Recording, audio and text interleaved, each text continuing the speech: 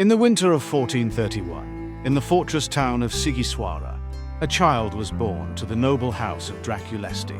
He was named Vlad, son of Vlad Dracul, a member of the chivalric Order of the Dragon. His birth came at a time when the Kingdom of Hungary and the rising Ottoman Empire were locked in conflict, and the Principality of Wallachia stood trapped between empires. Vlad was raised in a world of shifting allegiances and brutal power struggles. At the age of 13, Vlad and his younger brother Radu were taken as political hostages by the Ottoman. They were held at the court of Sultan Murad II, where they were educated in language, politics, and warfare. Radu adapted to life in the palace, but Vlad grew resentful. When he returned to Wallachia years later, he carried with him a military skill and a deep sense of vengeance. He reclaimed the throne through a mix of diplomacy and violence, then set out to establish absolute control. Vlad's rule was defined by his ruthless pursuit of order.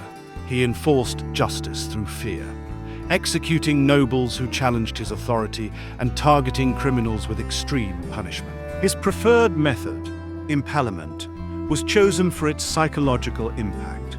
Forests of skewered bodies lined the roads around his capital, sending a clear message to both local lords and foreign spies. He resisted Ottoman incursions with scorched earth tactics and sudden raids, destabilizing enemy positions before they could gather strength.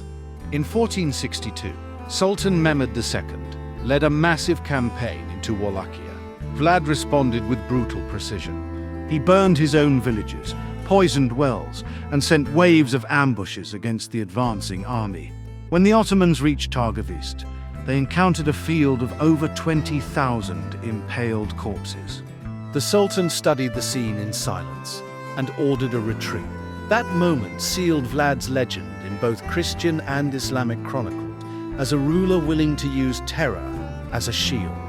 Vlad died in battle in 1476, fighting either Ottomans or rival Boers. His head was sent to Constantinople as proof of his death. Though his reign was short and marked by cruelty, it earned him admiration from those who valued strength over mercy. Centuries later, foreign writers revived his story, blending fact with fiction. One of them, Bram Stoker, borrowed his name and turned him into a vampire. He ruled a fractured land between empires. He imposed fear to preserve sovereignty. He inspired one of the most enduring legends in literature. This was Vlad of Wallachia. This was the man behind Dracula.